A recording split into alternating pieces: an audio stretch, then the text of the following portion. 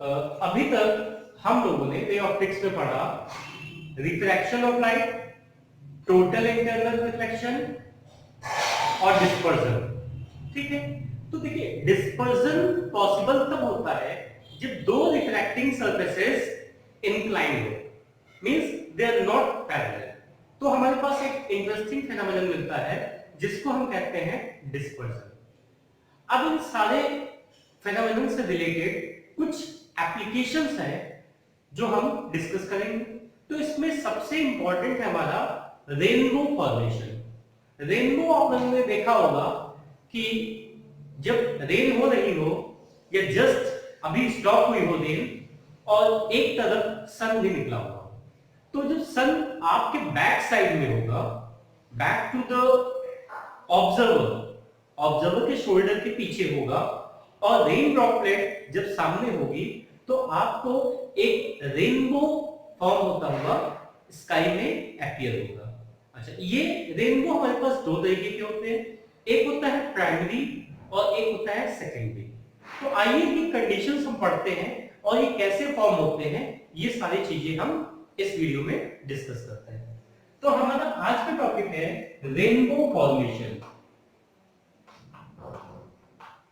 Rainbow formation, देखिए यहां पे एक वर्ड यूज हो रहा है बो। बो का मतलब क्या होता है? एक चीज जो सर्कुलर मुड़ी हुई हो। तो इस तरह का एक बैंड हमें दिखाई देता है रेन के दौरान, जब सनलाइट भी हो तो उसको हम कहते हैं रेनबो। तो रेनबो में सबसे पहले हम पढ़ते हैं, फर्स्ट हमारा है दैट इज प्राइमरी रेनबो। ठीक है, तो प्राइमरी रेनबो में देखिए हम यहां पे कंसीडर कर रहे हैं कि हमारे पास एक रेन ड्रॉप है, ये हमारे पास एक रेन ड्रॉप होगा। ठीक है, और यहां से हमारे पास सनलाइट आ रही है, ये स्ट्राइक की इसको, ये है हमारे पास सन रेज। ठीक है, एक हमने कंसीडर किया है, सन रेज हो गई। अब देखिए यहां पे इस पोर्शन को अगर हम देखते हैं तो ये पोर्शन इस तरह से है। ठीक है, एक रिफ्लेक्टिंग सरफेस ये हो रहा है और एक रिफ्लेक्टिंग सरफेस ये हो रहा है और दोनों इंक्लाइंड है। इसका मतलब यहां पे हमारे पास डिस्पर्जन होगा। ठीक है, तो अब हम क्या करते हैं, यहां पे एक नॉर्मल ड्रॉ कर लेते हैं।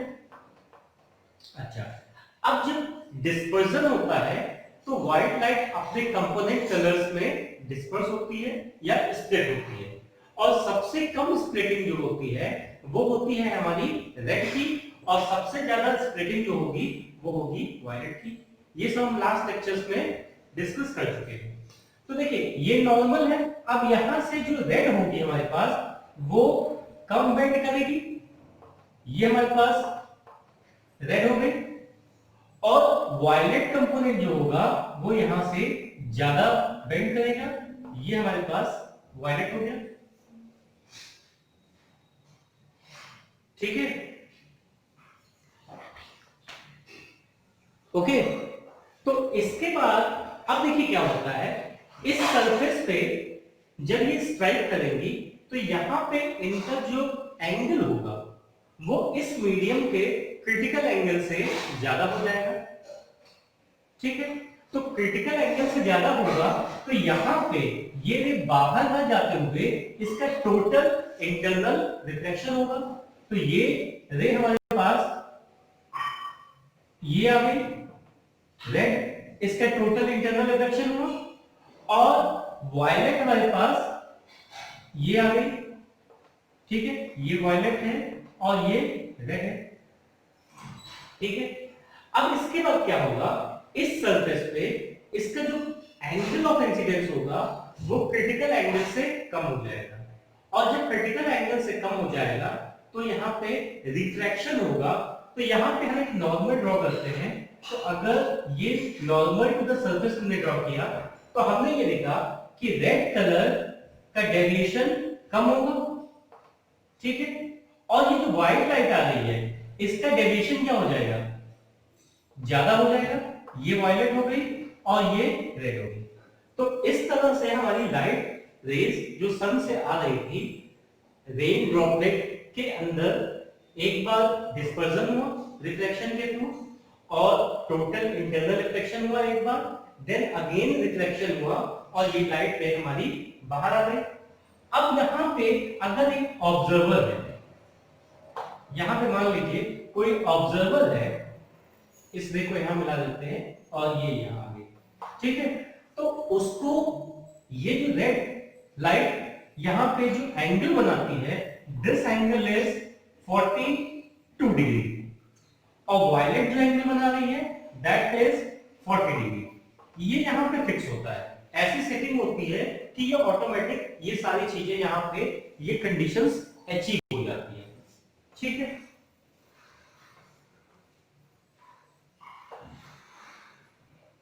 ओके अब देखिए यहां पे ऑब्जर्वर है, ये उसकी आई है, ठीक है, और ऑब्जर्वर इसको ऑब्जर्व कर रहा है। तो ऑब्जर्वर को ये रे कहां से आती हुई लग रही है, ये रे ऐसे आते हुए लग रही है, इसका मतलब ये रे ये वायलेट उसको दिख रही है, ठीक है, और ये रेड रे उसको यहां से आते हुए लग रही है रेड। तो अब इसकी वजह से क्या होगा, इसमें जो और कलर्स है उसकी वजह से यहां पे एक बो फॉर्म हो जाएगा। बो फॉर्म होगा, वो क्यों फॉर्म होगा ये समझिए।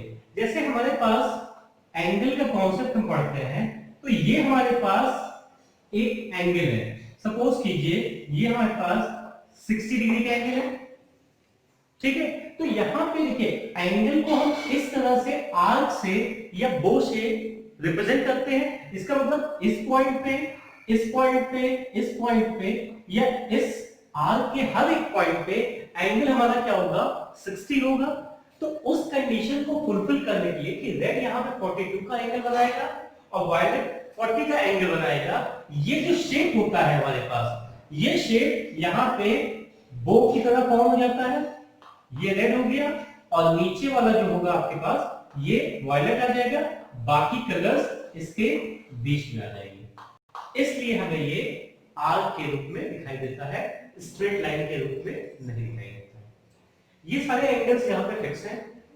जब अभी स्टार्टिंग में हमने डिस्कस किया कि रेनबो फॉर्मेशन के लिए हमारे पास दो नेसेसरी कंडीशंस है। पहली कंडीशन ये है कि सन हमारे पीछे होना चाहिए और रेन ड्रॉपलेट्स हमारे सामने होनी चाहिए, पहली बात। और दूसरी बात, या तो रेन हो रही हो या जस्ट स्टॉप हुई, ठीक है। तो इस कंडीशंस में जो हमारा रेनबो फॉर्म हो रहा है उस रेनबो को हम कहते हैं प्राइमरी रेनबो। और प्राइमरी रेनबो में देखिए पहले रेड कलर हमारा ऊपर होगा और वायलेट कलर नीचे होगा, ठीक है। अब एक और कंडीशन आती है जहां पे हमारा रेनबो फॉर्म होता है और उसको हम कहते हैं सेकेंडरी रेनबो, ठीक है। वो थोड़ा सा रेयर होता है, हमेशा नहीं दिखाई देता है। तो हम देखते हैं उसकी कंडीशन क्या है। सेकेंड हमारे पास है सेकेंडरी रेनबो, ठीक है। तो सेकेंडरी रेनबो में भी कंडीशंस हमारी वही है कि सन हमारे बैक पे होना चाहिए, पीछे होना चाहिए ऑब्जर्वर के, और रेन ड्रॉपलेट सामने होना चाहिए। लेकिन इसमें देखिए ये हमारे पास ये रेन ड्रॉपलेट हो गए, यहां पे क्या हो रहा है कि सन रेज ऐसे आ रही है, ठीक है। ये हमारे पास सन रेज हो गई, यहां पे ऊपर से पड़ रही थी ड्रॉपलेट पे, यहां से नीचे पे पड़ रही है। अब क्या होगा, यहां पे कन्वीनियंस के लिए हम एक ही रे ले रहे हैं, बाद में जो फाइनल निकलेगा उसको अलग अलग रेड और वायलेट से हम रिप्रेजेंट करेंगे। तो देखिए ये हमारा एक सरफेस हो गया, तो ये सरफेस इंक्लाइंड है, इसका मतलब यहां पे डिस्पर्जन होगा। तो ये डिस्पर्स होके ये व्हाइट लाइट ऐसे चली गई, ठीक है। अब यहां पे इस सरफेस पे क्या होगा, इसका जो एंगल ऑफ इंसिडेंस है वो क्रिटिकल एंगल से ज्यादा होगा। तो ये टोटली इंटरनली रिफ्लेक्ट की ये हो गया। फर्दर इस सरफेस पे भी, इस पोजीशन पे भी एंगल ऑफ इंसिडेंस जो है वो क्रिटिकल एंगल से ज्यादा है, तो यहां भी इसका क्या होगा, टोटल इंटरनल रिफ्लेक्शन हुआ। ओके, यहां पे एक टोटल इंटरनल रिफ्लेक्शन हुआ, एक ये टोटल इंटरनल रिफ्लेक्शन हुआ, दो और यहां पे टोटल इंटरनल रिफ्लेक्शन हो रहा है। इसके बाद क्या होगा, ये लाइट पे देखिए, यहां पे हम बना रहे हैं नॉर्मल, ये हमारा नॉर्मल बन गया।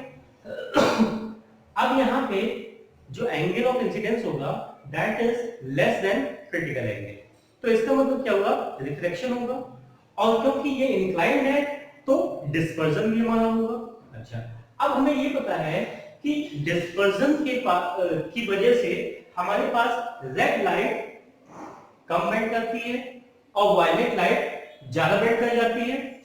ठीक है, तो ये हमारा देखिए, यहां से ये नॉर्मल है, यहां पे जो रेड कंपोनेंट होगा वो रेड कंपोनेंट ऐसे आना है, रेड ये नॉर्मल है, इसका डेविएशन हमने कम लिया, और वायलेट का डेविएशन क्या हो जाएगा, वायलेट यहां से ज्यादा डेविएट कर जाएगी, ये वायलेट हो गया।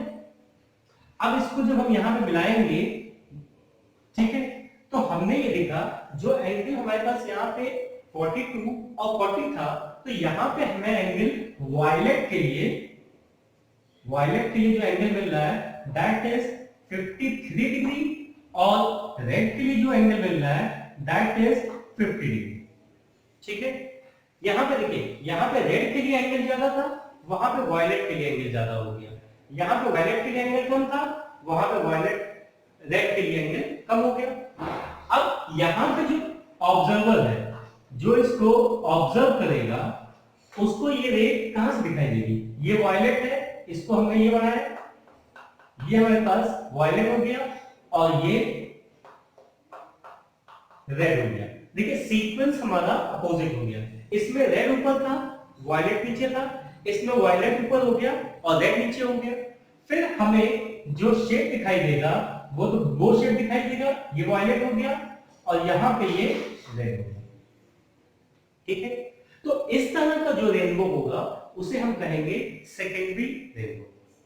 ठीक है, तो हमने ये हमारा जो रेनबो होता है ये बहुत कम विजिबल होता है, ज्यादातर हमें यही दिखाई देता है। अब यहाँ पे कुछ क्वेश्चंस हम डिस्कस कर लेते हैं। प्राइमरी और सेकेंडरी में हमारा डिफरेंस क्या है रेनबो में। तो प्राइमरी में हमारे जो एंगल्स होते हैं वो कम होते हैं, इसका मतलब क्या हो गया, हाइट कम हो गई। सेकेंडरी में क्या होता है, एंगल्स ज्यादा होते हैं तो उसकी हाइट ज्यादा हो जाएगी। पहली बात ये हो गई। दूसरी बात ये है कि यहाँ पे प्राइमरी में हमारे पास सिर्फ एक टोटल इंटरनल रिफ्लेक्शन हो रहा है और सेकेंडरी में हमारे पास दो टोटल इंटरनल रिफ्लेक्शन हो रहा है, जिसकी वजह से क्या होगा कि लाइट की इंटेंसिटी हमारी थोड़ी सी फेंट हो जाएगी और ये जो रेनबो है ये थोड़ा सा फेंट हमें दिखाई देगा, बहुत ज्यादा क्लियरली विजिबल नहीं होता है as compare to this one. तीसरा डिफरेंस क्या है, प्राइमरी रेनबो में टॉप पे हमारा रेड रहता है कलर और बॉटम में वायलेट रहता है। इसमें क्या हो जाएगा, सेकेंडरी में वायलेट हमारा टॉप पे रहता है और रेड हमारा बॉटम पे हो जाएगा। ठीक है, तो ये चीजें थी हमारी फॉर्मेशन ऑफ रेनबो, जो एक फेनोमेनन था जिसमें रिफ्लेक्शन, डिस्पर्जन और टोटल इंटरनल रिफ्लेक्शन तीनों का ही रोल था। ठीक है, और क्या क्या डिफरेंस है, किस तरह से फॉर्म होते हैं, एंगल्स क्या है, कलर सीक्वेंस क्या है, ये सारी चीजें हम लोगों ने डिस्कस कर ली। अब नेक्स्ट में कुछ और फेनोमेनन के साथ हम इस चैप्टर को आगे डिस्कस करेंगे।